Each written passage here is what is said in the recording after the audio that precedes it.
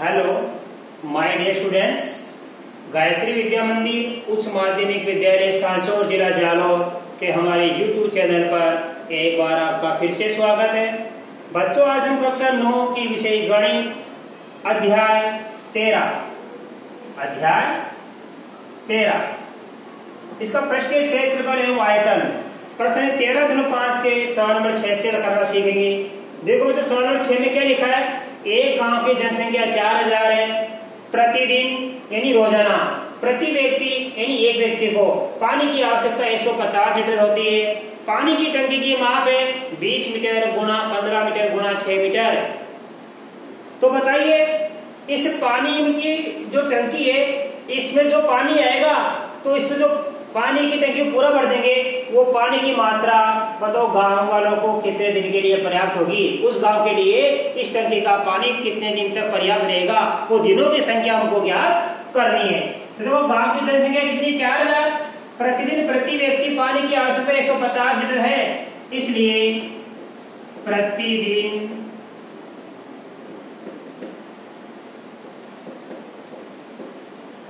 गांव को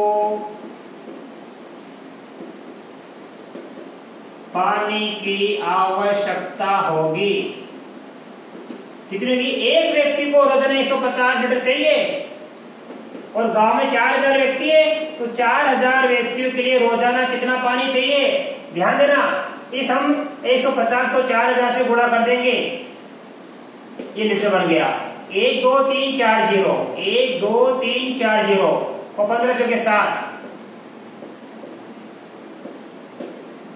तो गांव वालों को रोजाना पानी चाहिए कितना? 6 लाख लीटर पानी चाहिए। अब वो टंकी का आयतन क्या करेंगे हम? टंकी का आयतन L गुणा B गुणा H। L का माप कितना है? 20 मीटर। B का माप कितना है? 15 मीटर और H का माप कितना है? 6 मीटर। गुणा कर दीजिए, 0 की 0, 15 दूना 30, 30 को 6 से गुणा करेंगे 180, तो ये आ गया 1800 मीटर क्यूब। तो टंकी में बच्चों कितना पानी आ सकता है? तो टंकी में पानी आ सकता है 1800 मीटर क्यूब। इसको लीटर में बदलेंगे, क्योंकि 1 मीटर क्यूब बराबर होता है 1000 लीटर, इसलिए 1800 मीटर क्यूब बराबर होगा 1800 गुणा 1000 बराबर कितना बन जाएगा? 3 और 2 5, 3 2 5 0, 18 कम 18 लीटर। इसका मतलब बच्चों टंकी में कितना पानी आ सकता है? इतना पानी आ सकता है, 18 लाख लीटर पानी टंकी में आ सकता है। तो लिखेंगे, इसलिए टंकी का पानी गांव के लिए पर्याप्त रहेगा। कितने दिनों के लिए पर्याप्त रहेगा बच्चों? क्योंकि गांव वालों को रोजाना कितना पानी चाहिए? 6 लाख लीटर। गांव वालों को प्रतिदिन कितना पानी चाहिए? 6 लाख लीटर। और टंकी कितने माप की है? टंकी में पानी आता है 18 लाख लीटर। तो 18 लाख लीटर टंकी में पानी आता है, गांव वालों को रोजाना चाहिए 6 लाख लीटर। तो बताओ, गांव वालों के लिए पानी कितने दिन के लिए पर्याप्त रहेगा? हम इस 18 लाख में भाग देंगे 6 लाख का, इसमें भाग देंगे हम 6 लाख का दिन, ये दिन बन जाएंगे। 60 लाख लीटर एक दिन के लिए चाहिए, ऐसे समझ में? तो बताओ 18 लाख लीटर पानी कितने दिन के लिए पर्याप्त रहेगा? 18 लाख लीटर में 6 लाख का भाग देंगे, ये 500 शून्य से 500 शून्य गई, 18 में 6 का भाग दिया 3 दिन। 3 दिन के लिए पर्याप्त रहेगा पानी, ऐसे समझ में आपको? उस गांव वालों के लिए टंकी का पानी 3 दिन के लिए पर्याप्त रहेगा। अब आप इसका स्क्रीनशॉट लो, मैं आपको इसका आगे का सवाल सिखाऊंगा। अब देखिए बच्चों, अगर सवाल एक गोदाम की माप है 40 मीटर गुणा 25 मीटर गुणा 15 मीटर, यानी ये लंबाई 40 मीटर, चौड़ाई 25 मीटर और ऊंचाई 15 मीटर। उस गोदाम में कैरेट रखने, और एक कैरेट की माप कितनी है? 1.5 मीटर लंबाई, 1.25 मीटर चौड़ाई और 0.5 मीटर ये ऊंचाई। इस माप के कितने कैरेट उस गोदाम में आ सकते हैं, उन कैरेट की संख्या हमको ज्ञात करनी है। तो लिखेंगे देखो, माना हमें कैरेटों की संख्या ज्ञात करनी है, माना क्रेटों की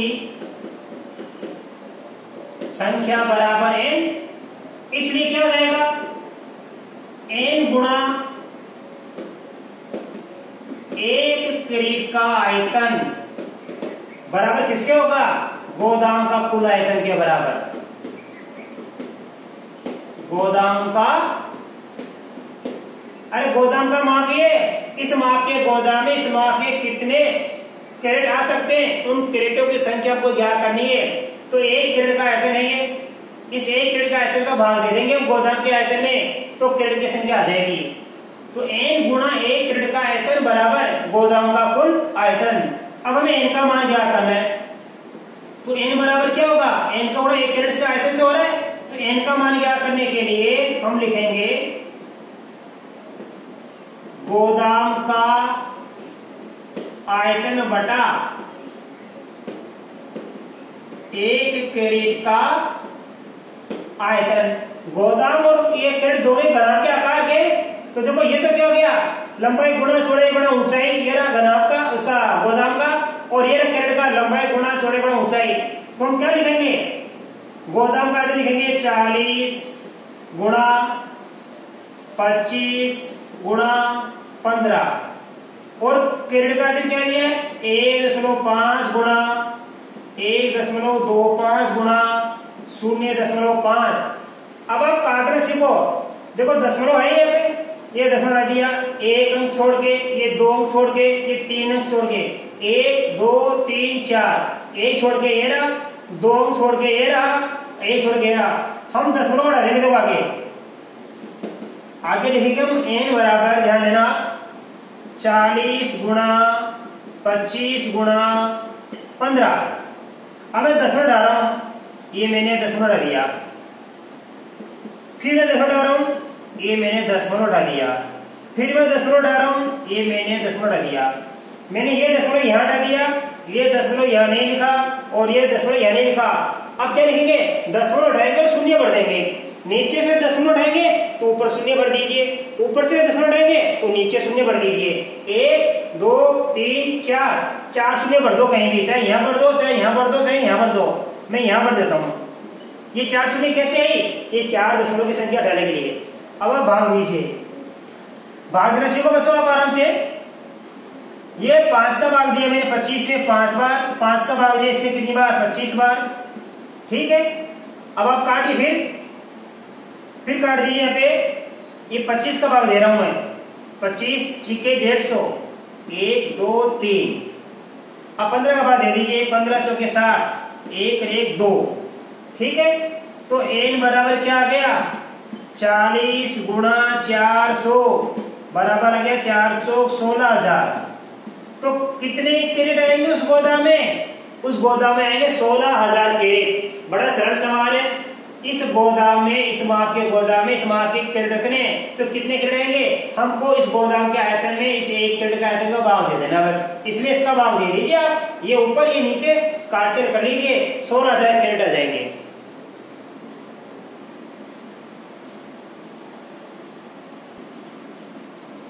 अब देखिए बच्चों सवाल नंबर 8, सवाल नंबर 8 में लिखा है 12 सेमी भुजा वाले एक ठोस घन को बराबर आयतन वाले 8 घनों में से काटा जाता है। नए घन की क्या भुजा होगी, साथ ही इन दोनों घनों के पृष्ठीय क्षेत्रफलों का अनुपात भी ज्ञात कीजिए। बच्चों बड़ा अच्छा सवाल है। एक बड़ा घन की भुजा है, एक बड़े घन की भुजा बराबर दे रखी है 12 सेमी। अब इसके साथ क्या करेंगे, इस बड़े घन को क्या करेंगे, छोटे छोटे 8 घनों में काटेंगे। तो लिखेंगे माना 8 छोटे घनों की प्रत्येक की भुजा बराबर हमने क्या मान ली, x। एक बड़े घन की भुजा कितनी 12 सेमी है और 8 छोटे घन बनाएंगे इसके साथ से। तो 8 छोटे घनों की प्रत्येक की भुजा क्या मान ली अपन ने x सेमी। अब तो समझने का सवाल है, एक बड़े घन से 8 समान माप के छोटे घन काट दिए गए तो इसका मतलब हुआ कि जो एक बड़ा घन है उसका आयतन किसके बराबर होगा, 8 छोटे घनों के कुल आयतन के बराबर होगा। मान लो आपने एक जग पानी का भरा हुआ है, अब आपसे कहा जाए कि इस पानी को गिलासों में भर दीजिए। जैसे आपने गिलासों में पानी भरना शुरू किया कि मान लो 4 गिलास पूरे पूरे पानी से भर गए और आपका जग खाली हो गया। इसका अर्थ ये हुआ कि एक जग का आयतन, एक जग में पानी का आयतन 4 गिलास के पानी के आयतन के बराबर हो गया। अर्थात यहाँ पे क्या हुआ, आकार चेंज हो रहा है, आयतन वो का वही रहता है। तो यह बड़ा घन था, अब उसका आकार छोटा हो गया, 8 छोटे घन बना लिए अपने। तो 8 छोटे घन का आयतन किसके बराबर होगा, एक बड़े घन के आयतन के बराबर होगा। तो लिखेंगे, देखो प्रश्नानुसार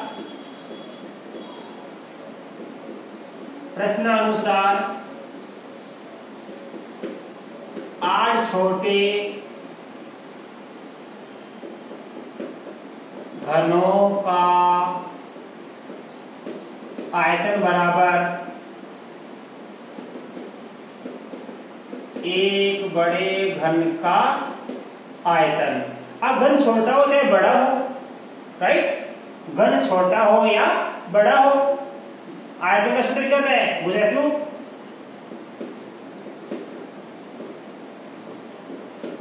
घन का आयतन का सूत्र होता है भुजा क्यूब, ठीक है। अब 8 छोटे घनों का आयतन 8x क्यूब हो जाएगा, क्योंकि प्रत्येक घन की भुजा कितनी है, x सेमी है। तो एक घन का हो जाएगा x क्यूब, 2 घन का 2x क्यूब, 3 घन का 3x क्यूब, 8 घन का 8x क्यूब।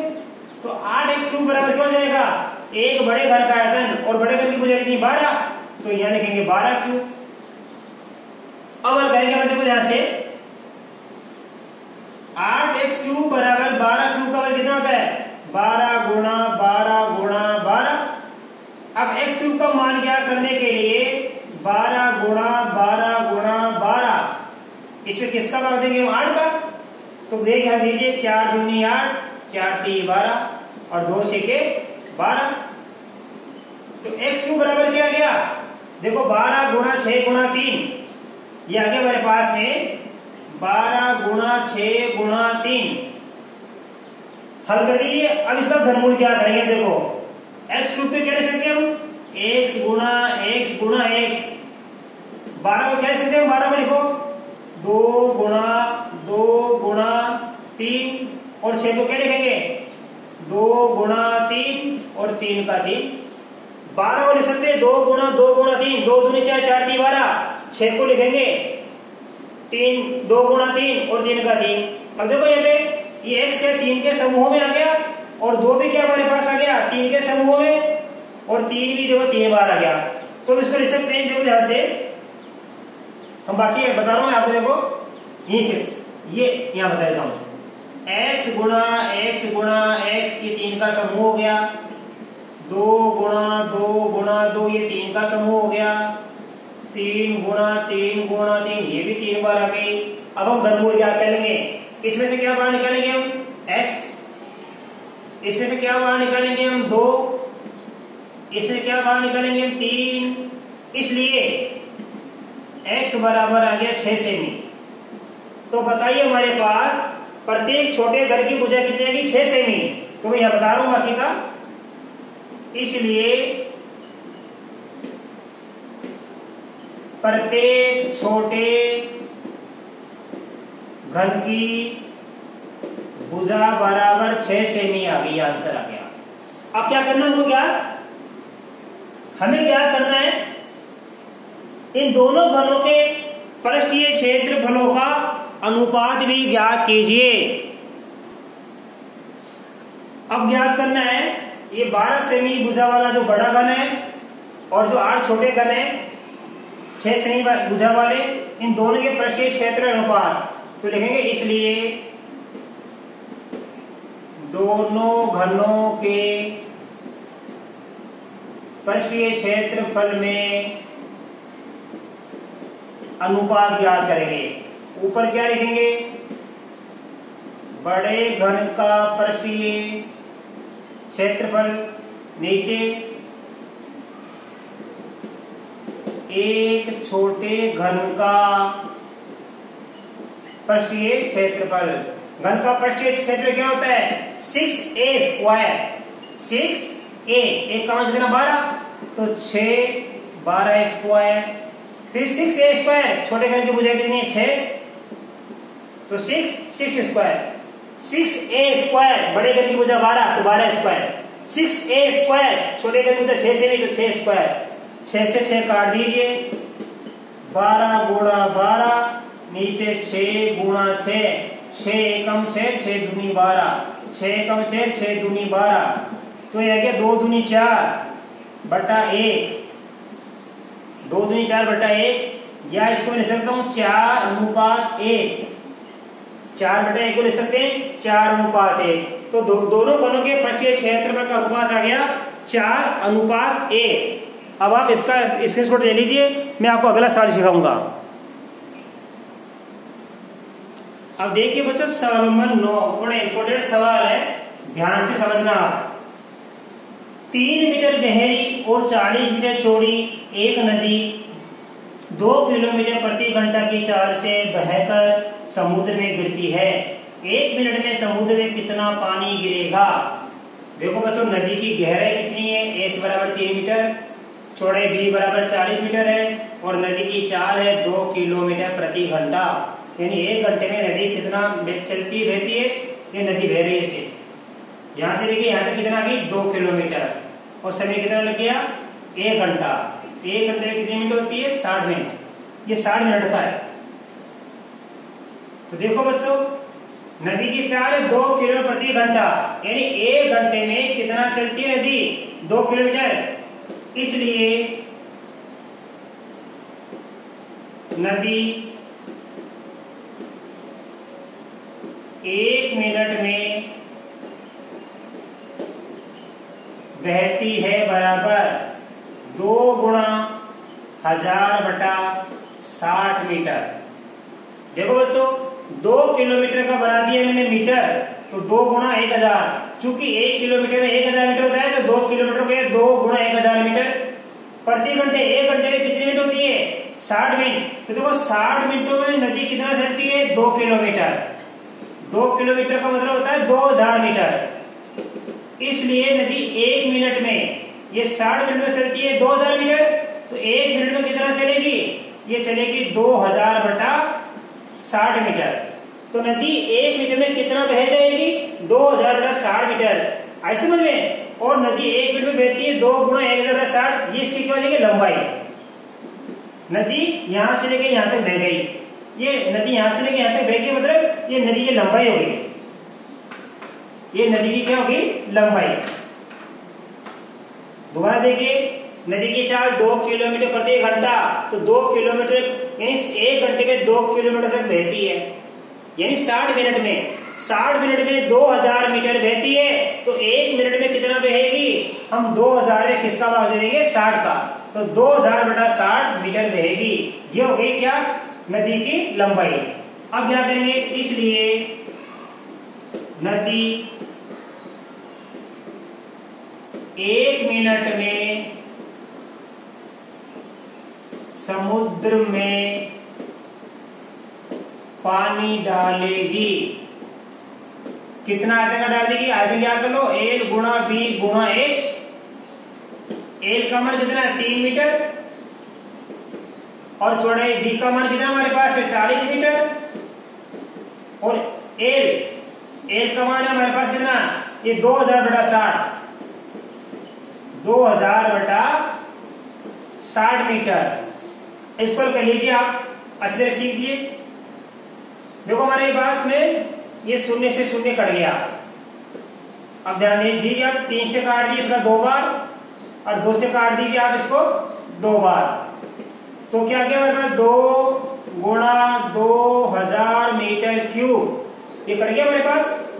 2 दूनी 4000,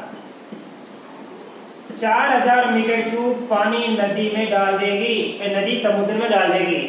1 मिनट में नदी समुद्र में कितना पानी डाल देगी? ये डाल देगी 4000 मीटर क्यूब। इस प्रकार आप करना। तो बच्चों इसके साथ आज हमारी प्रश्नावली 13.5 पूरी हल हो गई है और अगले प्रश्नावली हम कल के वीडियो में सीखेंगे। और मैं आशा कर सकता हूं कि आज बताए गए सभी सवाल आपको बड़ी अच्छी तरीके से समझ में आएंगे। धन्यवाद।